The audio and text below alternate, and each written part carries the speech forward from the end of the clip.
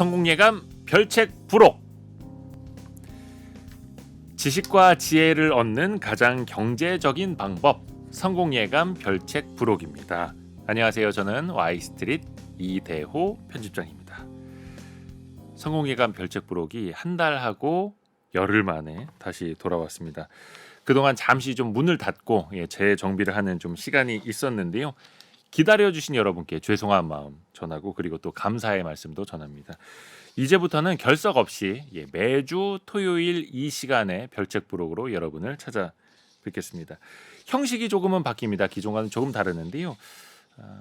별의별 이야기를 많이 다루는 저희 별책 부록답게 앞으로도 계속해서 이야기거리는 많이 준비할 텐데요. 저희가 매주 한 분씩 모셔서 그분의 인사이트에다가 책 이야기를 좀 같이 덧대는 방향으로 좀 가져가 보려고 합니다. 또 이거랑은 별개로 또 제가 그 이야기를 좀 별책 부록처럼 따로 엮어내는 시간도 좀 가져보려고 합니다. 제가 직접 책을 준비할 때도 있을 테고요. 그리고 투자에 관해서 여러분이 갖는 궁금증을 좀 제가 대신해서 풀어드리는 시간도 좀 간간히 마련을 좀 해보려고 합니다. 오늘 그 성공예감 별책 부록 재개장하는 첫날인데요. 제 옆에 한 분을 모셨습니다. 이제 주식 투자자들 사이에서는 굉장히 유명한 분인데 이연투자자문의 박성진 대표님입니다. 어서 오세요. 네, 안녕하세요. 아이고, 반갑습니다. 반갑습니다. 첫 시간을 네. 제가 이제 박성진 대표님께 특별히 부탁을 드렸습니다. 네, 불러주셔서 감사합니다. 아유, 별 말씀을요. 박성진 대표님은 사실 이제 가치 투자자로 많이 유명하시고 많은 분들이 알고 계시는데 가치 투자가 뭐야? 그냥 우리가 하는 투자랑 뭐가 다르지? 생각하시는 분들이 또 없지 않아 계실 수 있거든요. 네, 맞습니다. 먼저 조금 한마디 부탁드립니다. 인사 말씀과 같이. 네, 이제 사실 가치 투자라는 게 뭐 되게 어렵게 들리실 수도 있는데 네. 사실은 우리들이 일상적으로 어떤 물건을 살 때 우리들이 하는 행동이 사실은 가치 투자자의 행동하고 똑같거든요. 네. 예를 들면 주부님들이 뭐 슈퍼마켓이나 뭐 장 보러 가셨을 때 물건을 꼼꼼히 따져보고 뭐 좀 더 싼 물건이 어디 있는지 이렇게 찾아서 물건을 구매를 하시잖아요. 네. 그리고 또 뭐 집에서 가전제품을 구매할 때 뭐 여러 가지 사이트들 또 오프라인 매장들 둘러다니면서 어디가 냉장고가 좀 더 싼지 세탁기가 뭐 이렇게 구매를 하시는데 그렇게 구매하는 행동이 바로 가치 투자거든요. 그래서 이제 주식도 사실은 이제 그렇게 꼼꼼하게 따져보고 가치 대비해서 싼 주식을 사려고 노력하는 행동이 가치 투자라고 할 수 있을 것 같습니다. 그러니까 내가 지불하는 것이 가격이고 네. 내가 얻는 것이 가치. 그 두 가지를 계속해서 비교하는 것. 네, 맞습니다. 근데 사실 많은 분들이 말씀하신 뭐 냉장고, 휴대전화, 하다못해 뭐 볼펜 하나 살 때도 네. 한 번씩 잘 나온지 써보고 네, 가격 비교를 해보고 하는데 네, 왜 주식을 살 때는 네. 가격과 가치를 잘 비교를 안 하게 되는지. 주식을 살 때는 사람들이 싼 걸 찾는 게 아니고 예. 비싼 걸 오히려 사는 경향이 많이 있거든요. 오히려 그 반대로. 주가가 올라갈 때 예. 너도나도 사고 싶은 생각이 드는 게 좀 실제 물건을 살 때 하고 행동이 많이 달라지는 것 같습니다. 그 버핏이 그 말씀하셨던가요? 주식이 이제 가격이 사람들이 더 비싸게 사려고 하는 유일한 물건이다라고 표현을 했잖아요. 네, 뭐 유일한 것까지는 아닐 것 같은데요. 네, 네, 하여튼 그런 뭐 기펜제 사치품이나 중에 다른 것도 있으니까. 그런 걸 기펜제라고 하는데요. 네. 네, 그런 기펜제 중에 하나이지 않을까 생각됩니다. 네. 제가 알고 있는 그 이연투자자문의 박성진 대표님은 평소에도 굉장히 좀 차분하고 이렇게 진중하시고 이런 스타일이신데 이게 약간 편향일 수는 있겠습니다만 가치 투자하시는 분들을 보면 성향이 좀 비슷하신 것 같아요. 네. 성격이 조금은 느긋하기도 하고 네. 약간 그게 좀 실제로 있나요? 그런 성격들이? 제 주위를 둘러보면 예. 이제 제 주위에 있는 뭐 지인들이나 이런 분들이 좀 그런 성향인 분들이 뭐 그렇지 않은 분들보다 좀 많은 것 같긴 합니다. 그리고 제가 한 20년 정도 가치 투자를 해 왔는데 네. 사실은 많은 사람들이 어떤 투자에서 성공을 하려면 네. 뛰어난 지능이나 통찰력 뭐 이런 게 필요하지 않을까 뭐 이렇게 생각을 하시는데 제가 본 결론은 네. 그런 뛰어난 지능이나 높은 통찰력보다는 상식에 기반한 그 상식과 인내가 좀 네. 더 중요한 자질이 아닌가 싶고요. 그래서 예를 들면은 그 TV에도 자주 나오시는 그 전원주 선생님 같은 그런 자질. 예. 예, 전원주 선생님이 그 탤런트 중에서 굉장히 좀 주식 투자. 재테크를 잘하시는 SK 분이잖아요. 하이닉스만 거의 한 10여 년 네, 투자하셨다고. 맞습니다. 네.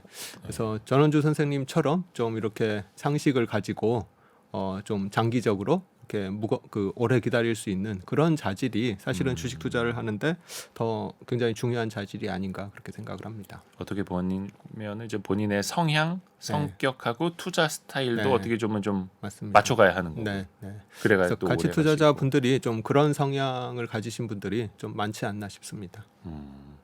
근데 또 이제 그런 의문을 가지시는 분들도 없지 않아 계세요. 네, 사실 그 가치 투자라는 게 좀 이론이지 이 실전으로 오면 사실 그건 또 무용지물 아니냐 이렇게 네. 반론을 갖고 계시는 분들도 계시거든요. 네, 네.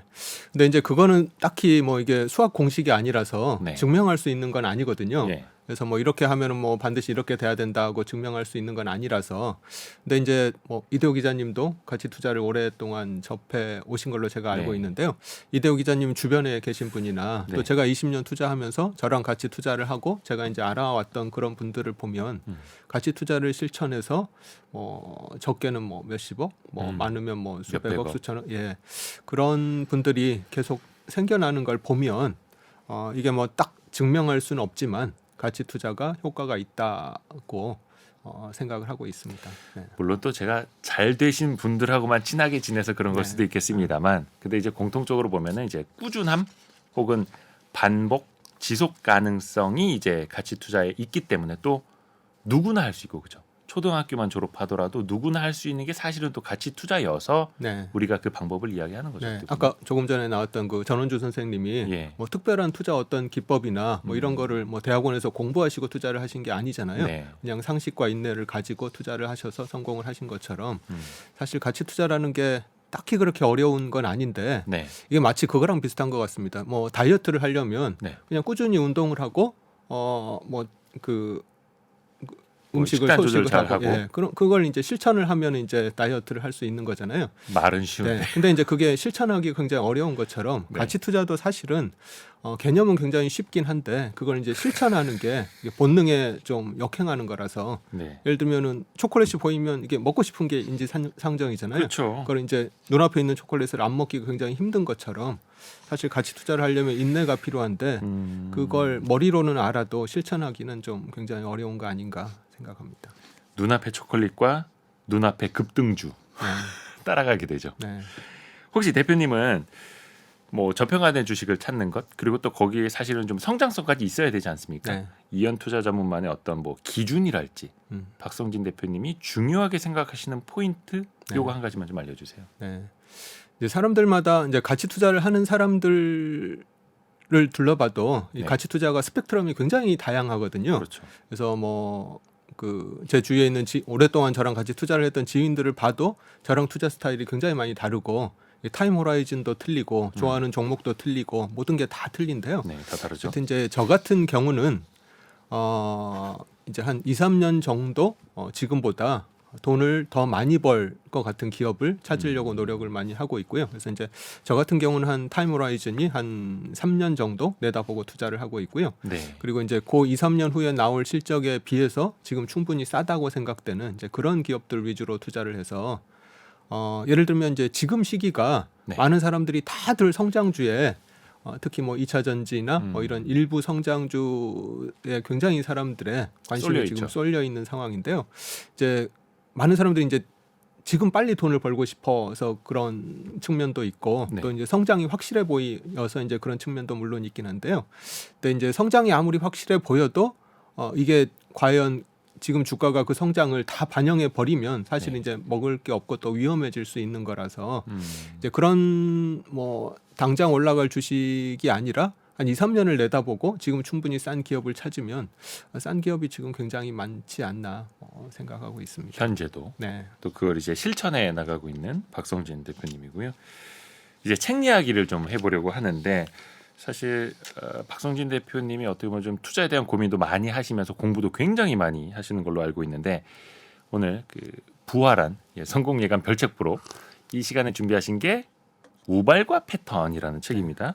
마크 뷰캐넌이 쓴 책이고 우발과 패턴 그 부제는 복잡한 세상을 읽는 단순한 규칙의 발견입니다. 400페이지가 넘고요. 이 책을 첫 사례로 선정하신 이유는 뭘까요? 네.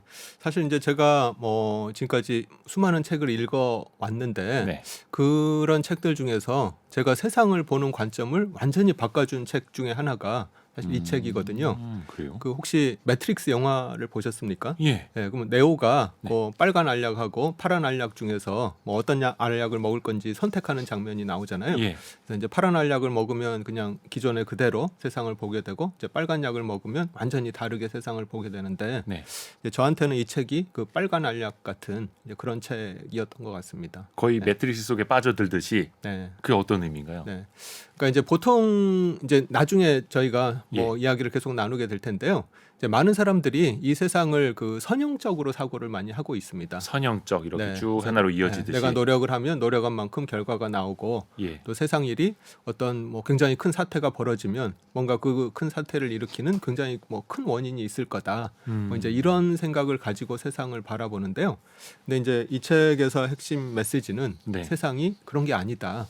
우리가 사는 세상은 복잡계고 네. 복잡계에서는 그런 선형적인 결과를 우리가 얻을 수도 없고 또 미래의 결과를 쉽게 예측하기도 어렵고 뭐 이제 이런 얘기를 이제 요 책이 담고 있는데요.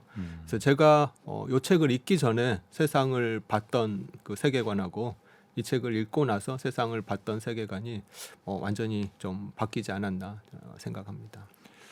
그 책 좀 한번 좀 줘보시겠어요? 지금 사실 저희가 준비한 거는 최근에 나온 개정판이고 박성진 대표님이 보신 책은 요게 제일 처음에 우리나라에 나왔던 책이죠. 네. 이게 몇 년도인가요? 되게 오래됐네요.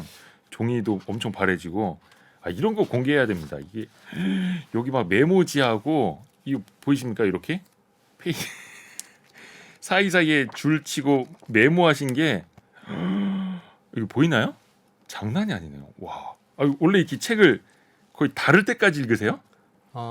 이제 와 메모지. 보통 이제 한 번 읽고 그냥 예. 이제 책꽂이에 꽂아놓은 책들이 많긴 한데요. 예. 이 책 같은 경우는 제가 뭐 여러 군데 나가서 소개했던 경험도 있고 또 제가 이제 뭐 어떤 독서 모임의 멘토 역할도 가끔씩 하는데요. 예. 이제 그럴 때 이제 제가 또 그 독서 모임에서 교재로 사용하기도 하고 해가지고 네. 뭐 좀 여러 번 읽게 된 것 같습니다.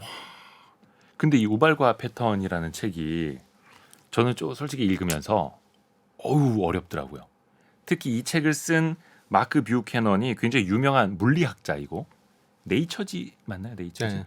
그러니까 우리 왜 연구 논문들 발표하는 세계에서 굉장히 유명한 네이처지의 편집장. 네. 그러니까 내노라 하는 과학자들의 논문을 심사하던 사람이 네. 쓴 책이죠. 그래서 그런지 몰라도 어렵더라고요. 네. 소화하기도 쉽지가 않고 그래서 네. 솔직히 박성진 대표님 왜 이렇게 어려운 책을 선정해가지고 이거 이해도 안 가는데. 저도 처음에 이 책을 읽을 때는 뭐 네. 그렇게 쉽진 않았었습니다. 네. 근데 일단은 그거에 대해서는 자세히 이제 책 이야기는 뒷부분에 할 텐데 일단은 어려운 책을 읽을 때, 어려운 책을 접할 때 이걸 어떻게 좀 소화하시는지 책을 읽는 방법이랄까, 소화하는 방법이랄까, 네. 뭐가 좀 있습니까, 방법이? 그게 이제 그거랑 비슷한 것 같습니다. 예를 들면 이제 운동을 할 때 예, 무거운 역기를 처음부터 내가 들려고 하면 그거를 들 수는 없잖아요. 예, 이제 처음에는 뭐 조그만 아령도 들어보고 이러면서 근력을 키우고 이제 그러면서 이제 무거운 것도 이제 들어야 된다고 생각을 하는데요. 네네네. 이 책도 마찬가지인 것 같습니다. 책도 이제 처음에 저도 이제 사실 이 책을 처음에 읽을 때 네, 그렇게 쉽지는 않았었거든요. 근데 이제 그렇게 처음에 읽다가 이제 내가 모르는 낯선 분야의 책을 읽게 되면 당연히 처음에 좀 이해가 안 가고 어려운 부분들이 생기게 마련인데요. 이제 그런 경우에는 저 같은 경우 그냥 그거를 물론 이제 처음에는 좀 노력해서 이해하려고 시도를 하긴 하지만 이제 그렇지 않은 경우에는 그냥 스킵합니다. 그래서 이제 그냥 그렇게 그냥 이렇게 뭐 이해 안 되면 이해 안 되는 채로 이렇게 네. 넘기고. 근데 이제 이 복잡계라는 주제에 대해서 제가 관심을 갖고 있어서 이 책이 아니라 이제 또 복잡계에 관련된 다른 책들을 또 계속 찾아서 읽게 되거든요. 예, 근데 그렇게 되면 그 책에서 이 책을 언급하면서 이 책에서 나왔던 뭐 어려운 개념을 그 책에서는 좀 더 쉽게 설명을 하기도 하고 좀 더 다른 방향으로 설명을 하기도 하고 이제 이런 것들이 쌓이다 보면 그때는 이해가 안 됐지만 이제 새롭게 이해가 되기도 하면서 이제 그런 것들이 쌓여 나가면서 이 근력이 뭐 지력이 생기고 이제 어려운 것도 좀 계속 소화가 되는 거 아닌가 싶습니다. 기초 체력을 올리고 기초 근력을 올리듯이 그러니까 어떻게 보면 내가 들 수 있는 역기를 찾아서 듣는 거고 네, 서서히 무게를 네. 높여 나가는 거고 이게 사실 주식 투자에다가 빗대서 보면 내가 알 수 있는 기업, 내가 분석할 수 있는 주식에만 투자한다. 네, 비슷한 그 난이도를 네, 서서히 네, 올려간다랑 네. 또 맥락이 네, 네, 통하는 네. 거네요. 좋습니다. 해서 우발과 패턴, 뭐 저는 물리학을 더 많이 공부를 좀 해야 되겠고요. 우선은 제목 자체가 우발과 패턴입니다. 이거를 성공예감 별책부록이 가장 경제적인 방송이니까 네. 경제적으로 이제부터 풀어드려야 되거든요. 네, 네. 그럼 이 책에 우발과 패턴이 있습니까? 그럼 패턴이 나타나는 게 있습니까? 네. 그 사실은 이제 이 책 한국어 제목이 예. 저한테는 살짝 좀 마음에 안 드는 아, 그래요? 구석이 있는데요. 네. 이 책 제목을 보면 우발과 패턴이라고 적혀 있어가지고 네. 많은 사람들이 이 책을 읽게 되면 어떤 세상에 패턴을 발견할 수 있지 않을까 네. 이제 이런 느낌을 좀 주는 책 제목이거든요. 출판사가 네. 그리고 이 책의 부제목도 이 네. 복잡한 세상을 읽는 단순한 규칙의 발견이잖아요. 저도 그거 나오는 줄 알았습니다. 네. 그래서 이 책을 읽고 나면 이 세상을 읽는 뭔가 획기적인 규칙을 내가 알 수 있겠구나. 네. 이제 투자에서도 써먹을 수 있고 네. 좀 더 세상을 현명하게 살 수 있겠구나. 이제 이런 생각을 하게 될 텐데 네, 네. 사실은 이 책에서 이제 그런 거를 기대하셨다고 하면 예. 사실은 좀 굉장히 실망스러울 수가 있습니다. 제 얘기인가요? 저도 저도- 처음에 그랬는데요. 네. 네. 그래서 이제 저도 처음에 이제 이 책을 읽고 나면 뭔가 굉장한 패턴을 발견할 수 있지 않을까 이제 이런 기대를 가지고 저도 맨 처음에는 이 책을 읽었었는데요. 네. 그 제 생각하고는 다른 내용의 책이더라고요. 음, 그래서 이 책의 원 제목이 네. 영어로는 유비쿼티라는 유비쿼티. 책입니다. 네. 유비쿼티라는 게 이제 우리말로 하면 뭐 도처에 존재한다, 뭐 예. 편재한다, 뭐 이런 뜻이거든요. 주위에서 쉽게 발견할 수 있다 이런 뜻인데요. 우리가 네트워크 얘기하면서 막 유비쿼터스 세상 막 이렇게 맞습니다. 표현하는 네, 것처럼. 네, 맞습니다. 음, 이제 그런 것처럼 뭐 도처에 뭐가 편재해 있다 이런 책 제목인데 뭐가 우리 주위에 이렇게 편재해 있는가를 봤더니 역함수 분포를 보이는 시스템들이 우리 주위에 편재해 있다는 게 이 음, 책의 내용입니다. 여기에서 네. 그러면 핵심들을 좀 풀어나가 봐야겠네요. 네. 오늘의 책 복잡한 세상을 읽는 단순한 규칙의 발견 마크 뷰캐넌의 우발과 패턴 이것이 궁금하다 키워드로 풀어볼게요. 첫 번째 키워드 역함수 어렵습니다. 채널 돌아가면 안 되는데 그냥 함수도 어려운데 네. 멱 함수 네. 뭐 멱살 잡는 함수라는 뜻은 아닐 거고 네. 네. 어떤 뜻입니까? 네. 이제 그게 영어로는 파워로인데요. 예. 이게 이제 예를 들면은 가장 최근에 우리한테 굉장히 충격적으로 다가왔던 사건들이 몇 개가 있을 텐데요. 예. 예를 들면은 지난해 발생했던 우크라이나 전쟁, 아, 예.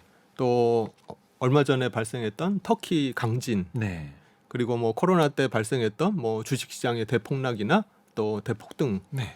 이런 것들이 사실은 역함수 분포를 띠는 시스템에서 벌어지는 일이더라는 거거든요. 네.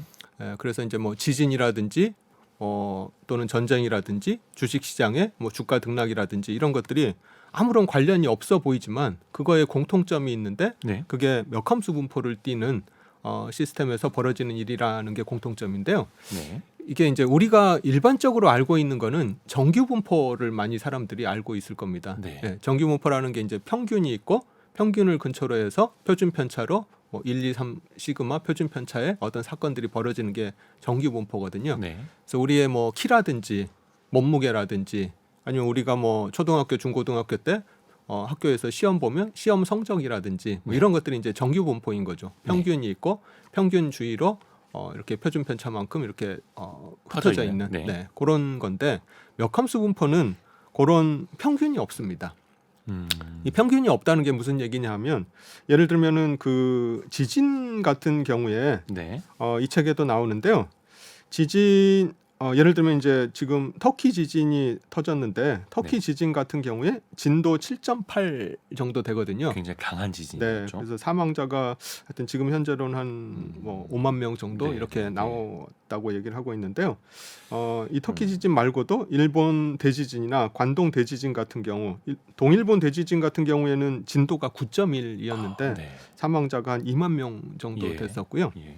그리고 우크라이나 전쟁 같은 경우에 지금 현재까지 사망자가 우크라이나군 사상자는 한 13만 명, 러시아군 사상자는 19만 명 정도가 되고 과거에 1차 세계대전이나 2차 세계대전 같은 경우는 사상자가 1,000만 명에서 뭐 한 7천만 명까지 이렇게 된다고 합니다. 네. 근데 이제 이런 것들은 그 평균하고 표준 편차 이제 네. 그런 게 있고요. 이제 네. 또 하나가 지진이 근데 이제 이런 터키 강진이나 동일본 대지진의 강진처럼 이렇게 굉장히 강력한 지진도 있지만 네. 사실은 대한민국에도 그렇죠. 지금도 굉장히 자잘자잘한 지진들이 굉장히 많이 발생하고 있거든요. 규모 뭐 2점 몇 뭐 이런 것들. 단지 우리가 느끼지 못할 뿐이지 네. 굉장히 작은 지진이 막 수없이 많이 벌어지고 있는 거고요. 네. 전쟁도 지금 뭐 1, 2차 세계대전이나 우크라이나 전쟁처럼 이렇게 거대한 전쟁도 있지만 네. 또 조금만한 국지전들이 전 세계에서 또 계속 벌어지고 있습니다. 네. 그래서 이제 그런 전쟁의 사망자를 보면 사망자가 뭐 이렇게 크진 않은 거죠. 그래서 이제 정규 분포하고 틀린 점은 이런 전쟁이나 지진이나 또 주가 변동 같은 경우는 굉장히 심각한 사태를 초래하는 경우도 있고 네. 그렇지 않고 굉장히 자잘자잘하게 별다른 일이 없이 벌어지는 사태도 있고 뭐 이런 것들이 벌어지는 거라서 뭐 평균을 구하려면 얼마든지 평균을 구할 수는 있겠지만 네. 그 평균을 그렇게 구한 평균이 의미가 없어진다는 거죠. 굉장히 별일 없는 조그마한 사건들하고 굉장히 강력한 사건들이 이렇게 같이 존재하는 그런 세계가 이 멱함수 분포의 세계라고 할 수 있을 것 같습니다. 이 책에도 보니까 지진 같은 경우에 네. 에너지 방출이 2배가 되면은 지진의 빈도는 4배, 즉 4분의 1로 줄어든다. 그러니까 큰 하나의 사건, 네. 그거보다 약간 적은 사건은 그거보다 좀 더 자주, 네. 그거보다 더 작은 사건은 그거보다 더 자주 이런 식으로 해서 함수 그래프가 네. 멱함수, 이 대각선으로 네. 나타나는 것을 네. 멱함수라고 하는데 네.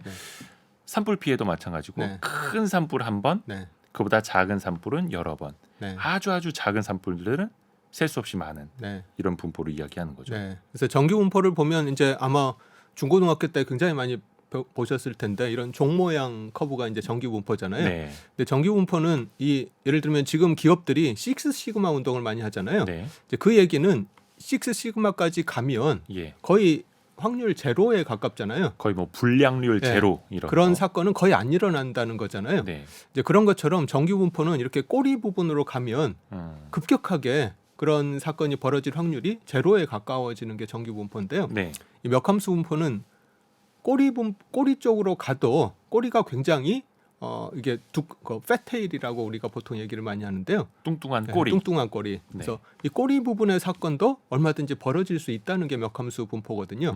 그래서 뭐 세계대전이라든지 터키 강진이라든지 이런 사건도 얼마든지 벌어질 수 있다는 건데 이제 문제는 그런 사건들이 벌어질 가능성이 이제 줄어들기는 하는 거죠. 예를 들면 이제 지진을 들면 지진의 크기가 2배로 되면 그 지진은 4배로 드물게 발생하고 또 전쟁 같은 경우도 예를 들면 사망자 수가 2배가 되는 전쟁은 한 4배만큼 줄어들게 발생하고 주가 폭락 같은 경우도 주가 변동폭이 2배 커질 때마다 그런 주가 변동은 16배 드물게 발생한다고 얘기를 하거든요. 그래서 굉장히 심각한 사건도 얼마든지 벌어질 수 있는 게 멱함수지만 그런 사건이 벌어지는 거는 그렇지 않은 사건보다 이제 2배, 4배 이런 식으로 줄어들어서 발생한다는 게 멱함수 분포라고 할 수 있습니다. 그러니까 큰 충격이나 큰 효과를 주는 거는 드물게 벌어진다. 네, 하지만 나는 벌어진다. 네, 근데 또 반대로 생각해 보면은 아주 드물게 큰 충격, 네, 큰 사상자, 네. 큰 효과를 네. 내는 사건들이 크게 벌어진다라는 맞습니다. 네. 뜻이 될 수도 있는 거고요. 잠깐 언급하셨는데 이게 그러면은 주식 시장이나 이 자본 시장에서도 같이 이제 통용이 된다라고 보면 될까요? 네, 맞습니다. 그러니까 이제 어떤 시스템에 예. 데이터를 측정을 해서 그래프를 그려봤더니 예. 그 그래프가 멱함수가 나왔다라고 하면 이제 그 시스템은 복잡계라고 할 수가 있는데요. 네. 예, 방금 전에 얘기했던 뭐 전쟁이나 지진이나 또는 이 책에서 사례들이 굉장히 많이 나오는데요. 네. 예를 들면은 뭐 그 산불이라든지 뭐 예를 들면 유튜버의 구독자 수 분포라든지 네. 또 유튜버의 수입이라든지 또는 뭐 도서 판매라든지 또는 뭐 전 세계에 있는 부자들의 분포라든지 네. 도시의 크기라든지 이 모든 것들이 다 복잡게 멱함수 분포를 따른다고 나오는데요. 이제 그 얘기는 그리고 이제 주식시장 역시도 그런 네. 몇 함수 분포를 따른다고 나오는데 이 몇 함수 분포를 따르는 것들의 특징을 보면 어떤 특징이 있냐면 그 프랙탈이라고 하는데요. 네. 큰 규모에서 보거나 작은 규모에서 보거나 이 모양이 똑같은 걸 프랙탈이라고 하거든요. 큰 규모에서 보거나 작은 네. 규모에서 보거나 모양이 똑같은 그러니까 네. 우리가 멀리서 봤을 때랑 네. 안에 있는 거 확대해서 봤을 때랑 네. 비슷한 패턴이 나타난다는 맞습니다. 거죠. 예. 예를 들면 이제 주식 투자하시는 분들은 네. 이제 차트를 많이 보실 텐데요. 네. 월봉 차트를 보는 거랑 네. 주봉 차트를 보는 거랑 네. 아니면 일봉 차트를 볼 때랑 네. 만약에 그 옆에 있는 숫자를 다 지워버리면 예. 이게 월봉 차트인지 아. 주봉 차트인지 일봉 차트인지를 사람들이 구분을 못 할 겁니다. 아하. 예. 그 변동이 다 똑같다는 거죠. 네, 네, 네. 그래서 이제 그런 모양을 나타내는 시스템이라고 하면 이제 복잡계일 가능성이 굉장히 복잡계다라고 이 책은 얘기를 하고 있습니다. 다만 이 책에서도 이야기를 하는 것처럼 그것이 꼭 하나의 패턴, 어떤 법칙을 꼭 따르지는 않는다. 그렇기 때문에 어찌 보면 또 복잡계다라고 설명할 수도 있는 거고요. 네, 또 이제 복잡계는 그 몇 함수 분포를 보이는 시스템들인데 그런 몇 함수 분포들을 봤더니 그런 프랙탈 구조를 취하더라고 할 수 있을 것 같습니다. 좋습니다. 다음 키워드로 넘어가 볼까요? 이어서 두 번째 키워드입니다. 좁은 세상. 이게 사실 많은 사람들이 좀 합리적으로 판단을 하려고는 합니다만 실질적인 세상에서는 그런 의사결정이 좀 쉽지가 않죠. 아무래도 옆 사람들의 영향도 받게 되고 그게 모이고 모이면 이제 군중 심리가 되는 것 아닙니까? 방금 이제 키워드에서 나온 것처럼 이게 세상이 좁아서 그런 건지 네, 어떻게 좀 봐야 될까요? 네. 그래서 이제 그 복잡계를 좀 더 설명을 드려야 될 것 같은데요. 네, 이제 우리가 살고 있는 이 복잡계라는 게 뭐냐 하면 세상이 복잡하다는 게 이 네. 복잡계거든요. 예, 예를 들면 이제 저희가 살고 있는 세상이 수많은 사람들이 서로 이렇게 상호작용하면서 이 세상이 이렇게 굴러가잖아요. 예, 예를 들면 이제 저랑 이대호 기자님이 이렇게 서로 만나면서 그 방송 출연도 하고 네. 투자 아이디어도 교환하기도 하고 이제 이런 일들이 이제 Y스트릿에 불러냈다가 네. KBS에서도 네. 불러냈다. 네. 이렇게 수많은 사람들이 서로 상호작용을 하면서 네, 이렇게 세상이 굴러가는 게 복잡계라고 할 수가 있는데요. 네, 그래서 이제 우리 주식 시장 주식 투자도 이제 수많은 사람들이 서로 그 주식을 사고 팔면서 주식 시장이 굴러가는 거고 경제라는 것도 수많은 사람들이 물건을 만들고 물건을 서로 팔고 이렇게 교환하면서 경제가 굴러가는 거고 이 지진이라는 것도 사실은 보면 이 밑에 있는 수많은 지각판들 네, 그 바위들 돌덩어리들이 서로 이렇게 부딪히면서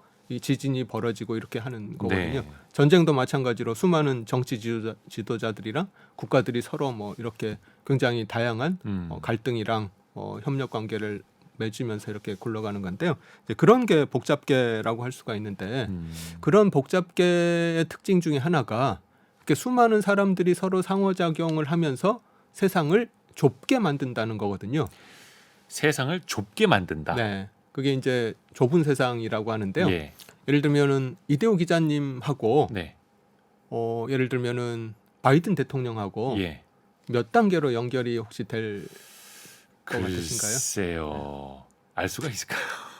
제가 볼 때는 예, 이대호 가깝고 기자님이 싶습니다만. 네, 뭐 과거 그 방송을 보면 네. 정치인들하고 인터뷰를 하셨잖아요. 네. 근데 그 정치인 분들이 아. 아마 이제 그 대통령하고 관계가 있으실 테고 또 윤석열 대통령이 바이든 대통령하고 또 관계가 있으시잖아요. 네. 그러면 결국 한 2단계만 지나면 결국 바이든 대통령하고 연결이 되신 생각보다 가깝네요, 그분하고. 네, 그래서 예.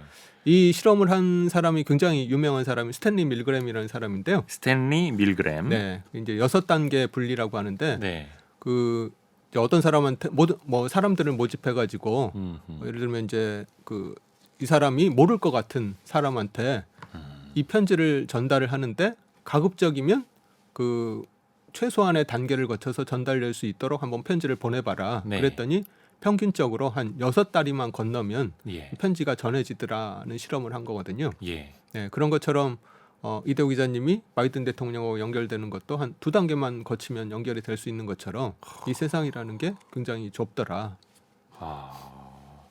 이게 사실 아마 많은 분들 들어보셨을 텐데 세상이 좁다. 그러면서 6다리만 건너면 다 연결이 되더라. 그러니까 우리 박성진 대표님도 6단계 안에서 뭐 블랙핑크랑도 연결이 될 수 있는 거고 네, 네, 피프티랑도 연결이 될 수 네, 있는 거고 네, 네. 재밌습니다. 그러면서 어떻게 보면은 상호작용이 많아서 좁은 세상일 수도 있는 거고 좁은 세상이기 때문에 상호작용이 더 많아지기 때문에 더 복잡계가 될 수도 있는 거고. 네. 그래서 이제 이렇게 세상이 좁은 세상이 되기 때문에 네. 이제 문제는 좋은 일도 그렇지만 나쁜 일도 굉장히 급격하게 퍼질 수가 있다는 거죠. 예를 들면 이제 2020년에 발견한 코로나 사태 같은 경우 이런 전염병 같은 게 더 빨리 퍼졌다. 이제 이대호 기자님처럼 이렇게 많은 네트워크를 가지고 있는 거를 이제 예. 허브라고 표현을 하거든요. 이 네트워크 이론에서는 허브라고 표현을 하는데 여기저기 많이 돌아다니는. 네, 네. 마당발.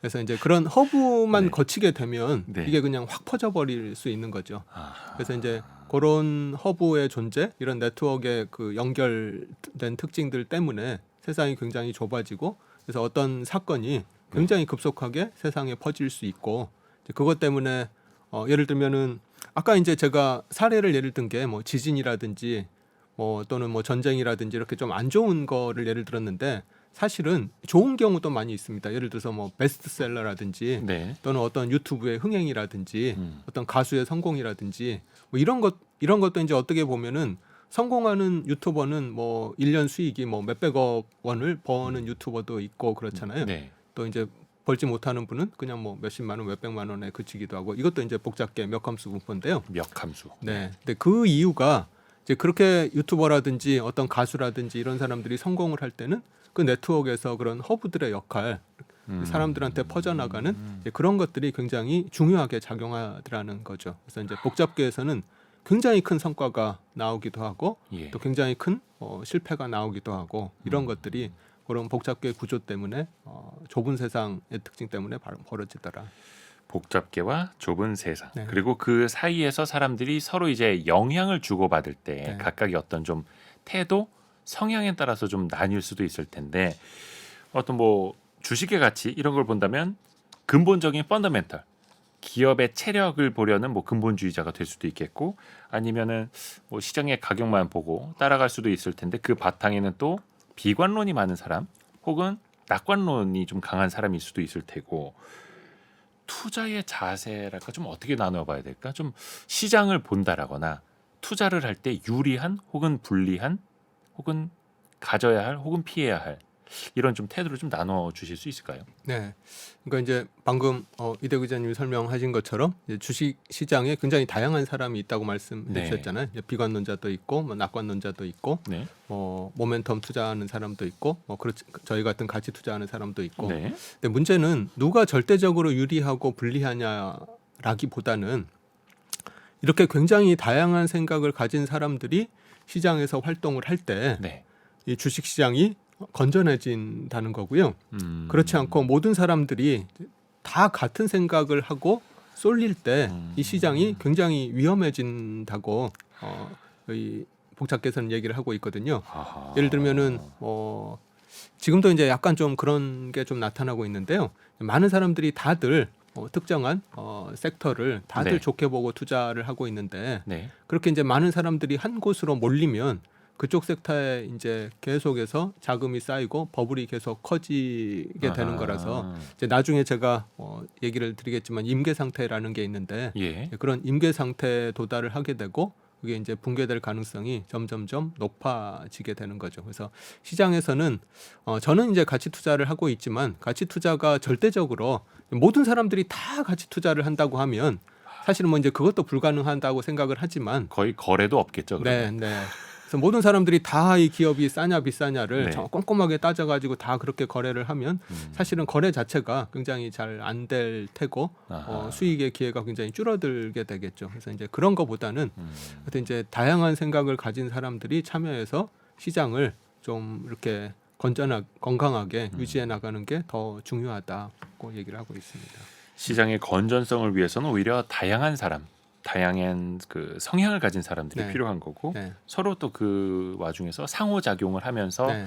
가격을 또 맞습니다. 가치에 맞게 찾아가는 네. 거고요. 그래서 이제 저는 가치 투자를 하고 있지만 네. 가치 투자만이 네. 돈을 버는 방법이라고 저는 얘기를 하지는 않습니다. 가치 투자 말고도 네. 돈을 버는 방법이 굉장히 많이 있고 네. 또 가치 투자를 안 하시는 분들 중에서도 큰 돈을 버신 분들이 많이 있는데 이제 저 같은 일반인들이 하시기에는 이제 가치 투자가 가장 바람직하지 않나라고 생각해서 그리고 이제 또 저 같은 경우는 저한테 잘 맞아서 이제 저는 가치 투자를 이제 하는 거죠. 네. 본인에게 잘 맞는 옷을 네. 입으면 네. 되는 거고요. 자, 이제 다음 키워드로 넘어가 볼까요? 세 번째 키워드, 임계 상태. 조금 전에 잠깐 언급하셨던 임계 상태네요. 근데 이게 많은 분들이 사실은 임계점이 왔다, 임계점에 다다랐다라고 이야기를 하는데 그 임계점하고 임계 상태랑은 좀 다른 겁니까? 뭐 비슷하다고 볼 수 있을 것 같습니다. 예. 근데 이제 예를 들면 저희가 이제 물을 끓일 때 네, 물은 100도씨에서 끓잖아요. 그렇죠. 그래서 이제 물 같은 경우는 100도에서 끓는다. 그 예. 100도가 이제 임계점, 뭐 상전이 되는 그 지점이라고 할 수가 있는데요. 네, 근데 이제 주식 시장이라든지 이런 거에서는 그런 100도씨에 해당하는 거를 우리가 찾을 수가 없습니다. 아, 네.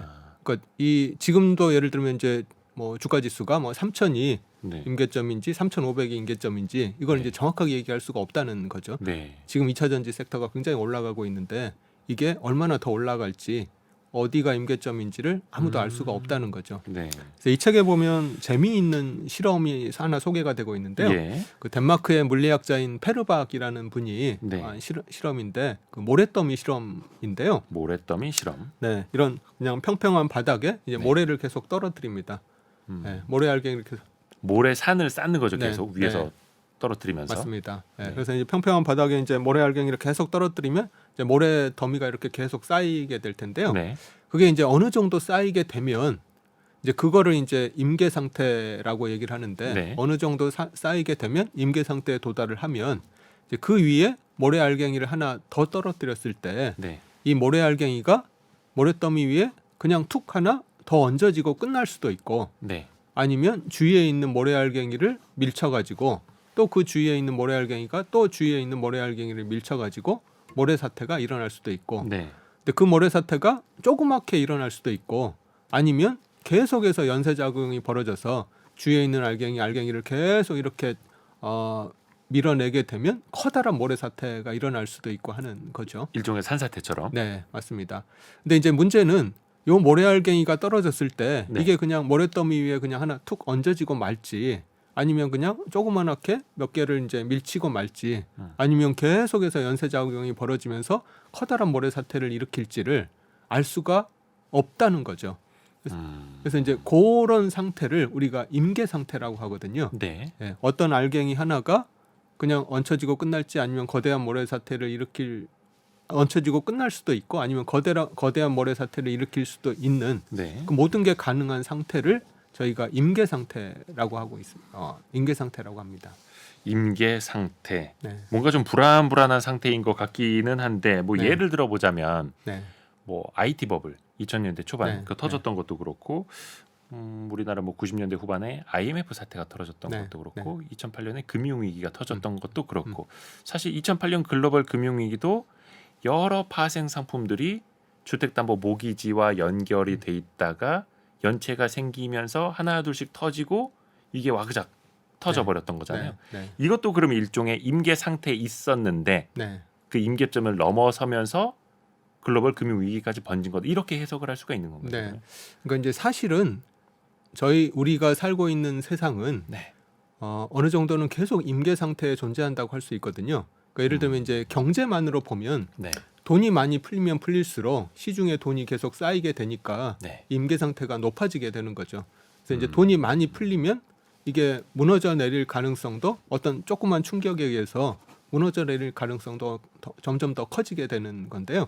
이 돈이 얼마나 쌓여야 임계 그 100도에 해당할지 그거는 아무도 알 수가 없는 거죠. 이제 물은 100도씨에서만 딱 끓지만 예. 우리가 살고 있는 세상은 뭐 이 돈이 뭐 이만큼 쌓일 수도 있고 아니면 훨씬 더 쌓일 수도 있고 아니면 훨씬 더 많이 쌓일 수도 있고 하여튼 이제 항상 임계 상태가 도달을 하는 거고요. 근데 이제 경제만 보면 그렇지만 또 예를 들면 이제 정치 같은 경우는 끊임없이 국가들 간에 서로 알력이라든지 뭐 대립이라든지 이해관계의 충돌이라든지 이런 게 계속 쌓이고 있잖아요. 네네네. 그리고 또 군사적으로도 그렇고 뭐 어떤 그 모든 분야에서 인간 그런 사람들의 상호작용에 의해서 점점 더 사회가 이 세상이 경제적으로도 그렇고 정치적으로도 그렇고 계속 임계 상태 상에서 우리 세상이 굴러간다고 얘기할 수 있을 것 같습니다.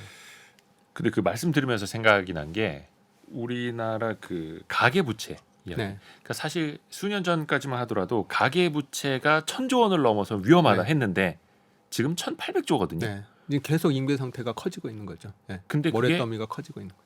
뭔가 모래 사태가 일어날 산사태가 일어날 그 임계점은 아직은 넘어서지 않았으니까 또 이렇게 오고 있는 거고. 근데 그 아닙니다. 임계점은 알 수가 없는 거고. 임계 상태의 특징이 아까 얘기 드린 것처럼 모래 알갱이가 별일 없이 그냥 예. 툭 떨어지고 그냥 별일 없이 지나갈 수도 있고 예. 아니면 커다란 모래 사태를 일으킬 수도 있고 음. 어떤 것도 가능한 상태가 임계 상태인데 음. 지금은 그냥 모래더미가 그냥 계속 그냥 쌓이는 거죠. 근데 이제 얼마든지 큰 사태가 일어나도 이상하지 않은 거라는 거죠. 그리고 그거는 지나봐야 아는 거고. 네. 다행히 아직은 그런 사건이 벌어지진 않았지만 언제든지 그런 사건이 벌어져도 이상하지 않더라.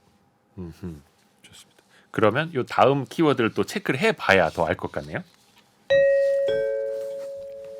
지금 여러분께서는 주말에만 만나는 성공 예감 별책 부록을 듣고 계십니다. 오늘의 책은 마크 뷰캐넌의 우발과 패턴.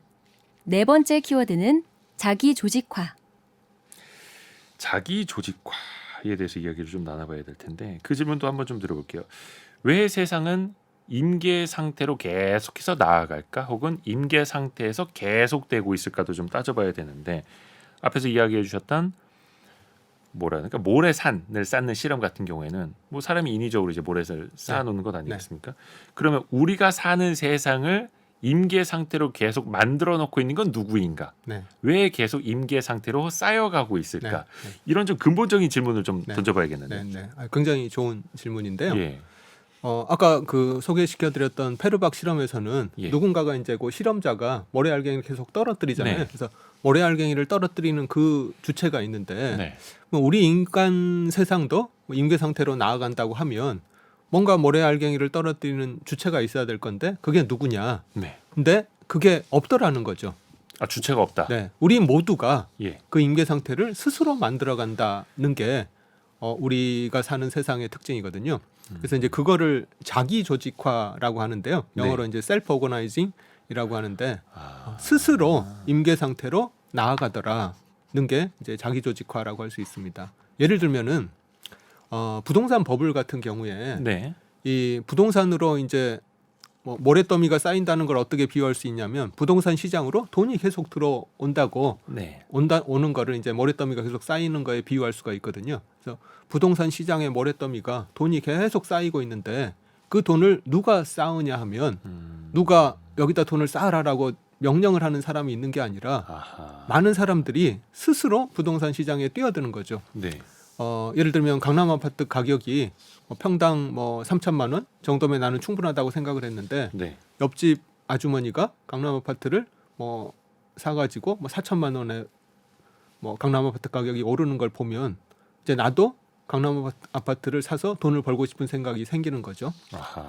그래서 어떤 사람이 이제 또 4천만 원에 사서 강남 아파트 가격이 뭐 5천만 원, 6천만 원으로 오르면 네. 또 그걸 보고 나도 돈을 벌어야 되겠다라고 생각하는 사람들이 또 강남 아파트를 사게 되고 이제 그렇게 해서 이제 계속 평당 뭐 7천만 원, 1억 뭐 이렇게 올라가게 되는 거죠. 그래서 이 자기 그 세상을 임계 상태로 만들어가는 게 어떤 하나의 거대한 힘이 있어서 그렇게 하는 게 아니라 우리들 스스로가 그렇게 임계 상태로 만들어가는데 왜 우리가 그렇게 행동을 하느냐 하면 우리는 이 세상에서 그냥 혼자 골방에 처박혀 가지고 혼자 그냥 딱 뭐 이렇게 그 의사결정을 내리는 게 아니라 남들을 보고 모방을 한다는 거죠. 우리가 주식 투자할 때도 나는 이 주식이 싸지 않다고 생각을 하는데도 남들이 그 주식을 사서 돈을 벌면 내가 틀렸나 보다 하고 나도 따라서 사게 되거든요. 그래서 이제 이렇게 남들을 모방하게 되고 남들을 따라서 하고 이런 것들이 계속 쌓이면서 계속해서 이 사회가 임계 상태로 나아가는데 이제 그거를 자기 조직과 임계성이라고 이렇게 얘기를 하고 있습니다. 그 좀 하여튼 학자들이 이름을 어렵게 달아놔서 그렇긴 한데 자기 조직화 그러니까 다 한 명 한 명 한 명 개개인이 스스로 스스로 움직이면서 네. 어떤 현상을 만들어가는 거다. 네. 그 임계 상태로 끌어올리는 네. 거다. 서로가 모방을 하고 앞에서 이야기했던 상호작용 그렇게 해서 좁은 세상 서로 자기 조직화 이렇게 되는 거네요. 아까 이야기해 주셨던 키워드 중에 중요한 거 지금 살펴봐야겠는데요.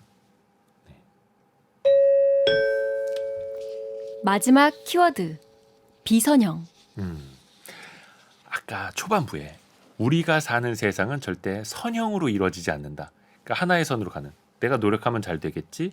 1 더하기 1을 하면 2가 나오겠지. 이게 아니라는 거잖아요. 네, 네. 그 종류 선형, 뭐 비선형 몇 가지 좀 설명을 좀 해주시면 네, 좋을 것 같아요. 네. 그래서 이제 아까 그 모래더미 예를 들면서 예, 이 모래알갱이가 떨어졌을 때 이 모래알갱이가 그냥 모래더미 위에 툭 그냥 하나 더 쌓이고 끝나버릴 예. 수도 있고 네, 아니면 주위 모래알갱이를 밀쳐서 조그만 사태를 일으킬 수도 있고 아니면 계속해서 연쇄작용으로 커다란 모래 사태를 일으킬 수도 있다고 얘기를 드렸잖아요. 네, 그래서 같은 모래알갱이지만 어떤 경우에는 굉장히 큰 사태가 일어나기도 하고 어떨 때는 별일 없이 끝나기도 하고 이렇게 결과가 선형적이지 않더라는 거죠. 근데 이제 보통 우리들은 세상을 바라볼 때 선형적으로 세상을 바라봅니다. 예를 들면 저희가 뭐 초등학교, 중고등학교 때 이 경험을 보면 우리가 학교 생활에서 성적을 얻는 거는 네. 이게 선형적인 세상이거든요. 우리가 그렇죠. 공부하면 노력한 만큼. 네, 공부한 만큼 실력이 나오게 돼 있습니다. 네. 네, 물론 뭐 오늘 공부한다고 당장 내일 성적이 나오는 건 아니지만 네. 공부를 계속 하다 보면 이제 결국은 잘하는 사람이 좋은 성적을 받게 되고 물론 차이는 있을 수 있습니다. 네, 네. 능력 차에 따라서. 네, 네. 하여튼 이제 그런 세상이 이제 선형적인 세상인데 네. 우리가 살고 있는 세상은 아까 이제 모래더미처럼 실제로 그렇지가 않습니다. 예를 들면은 이제 아까 이제 역함수 분포라는 게 엄청나게 큰 돈을 버는 사람도 있고 그렇지 않은 사람도 있고 이런 수많은 경우가 나오는 게 역함수 분포라고 했는데요. 네. 예를 들면 이제 모든 게 다 마찬가지인데 연예계도 마찬가지입니다. 지금 이제 연예계에서 돈을 많이 버는 분이 예. 아마 이제 뭐 여러 분이 계실 텐데 그중에 네. 이제 유재석 네, 뭐 회당 출연료로 네, 따지자면. 네. 그분이 이제 뭐 하여튼 제일 돈을 많이 버시지 않을까 싶은데요. 네. 그분이 이제 제 기억에 네. 굉장히 좀 오래되신 저도 오래되고 그분도 이제 좀 오래되신 분인데요. 네. 한 30년 전에 이제 그분이 처음 이 방송 활동을 시작하셨다고 해요. 네. 근데 그 당시 제 기억으로는 또 이제 지금 뭐 자료에도 많이 나와 있지만 처음에 그분이 이제 개그맨으로 나오셨을 때는 지금만큼 그렇게 인기가 없으셨습니다. 네, 그 당시만 네, 하더라도. 예. 그때 이제 그분들의 동기가 뭐 김국진, 김용만, 뭐 박수홍 이런 분들이 네, 이제 네, 그분 네, 동기인데요. 그 동기분들이 훨씬 잘 나갔고 처음에. 예, 이분은 뭐 별로 그렇게 뭐 존재감이 없었던 분이었거든요. 네. 그렇게 한 10년 세월을 보내다가 이제 그 어떤 탤런트 분의 추천으로 해서 MC를 10년 후에 맡게 됐는데 거기서 이분의 이제 능력이 딱 그 드러나면서 그분이 이제 그 다음부터 이제 승승장구하면서 이제 계속해서 이런 성공을 이렇게 거두시게 됐는데요. 이제 그런 것처럼 나는 같은 일을 하고 있지만 이게 이제 어떤 큰 성과가 나올지 아니면 작은 성과가 나올지를 예측하기 굉장히 힘든다는 거죠. 그래서 만약에 30년 전으로 돌아가서 뭐 김국진 씨나 또는 박수홍 씨나 유재석 씨 중에 누가 가장 성공할 것 같은지를 그때 만약 투표하라고 하면 모든 사람들이 유재석 씨한테 투표하는 사람은 그때 아마 거의 없었을 겁니다. 네. 그래서 이제 이 비선형이라는 거는 내가 노력하면 노력하는 만큼 그대로 결과가 주어지는 게 아니라 그렇다고 이제 제가 노력이 필요 없다는 얘기를 하는 게 아니고요. 아, 그렇죠. 네, 노력을 하면 이제 어느 정도는 노력한 만큼 결과를 얻을 수는 있지만 이게 얼마나 큰 성과로 이어질지 또는 실패로 이어질지 하는 거는 이거는 알 수가 없더라. 근데 많은 사람들은 어떤 큰 성과가 나오면 뭔가 큰 그 투입이 있었을 거다라고 보통 많이 생각을 할 텐데 세상은 그렇지가 않더라는 게 이 복잡계에서 비선형이 보여주는 방식인 것 같습니다.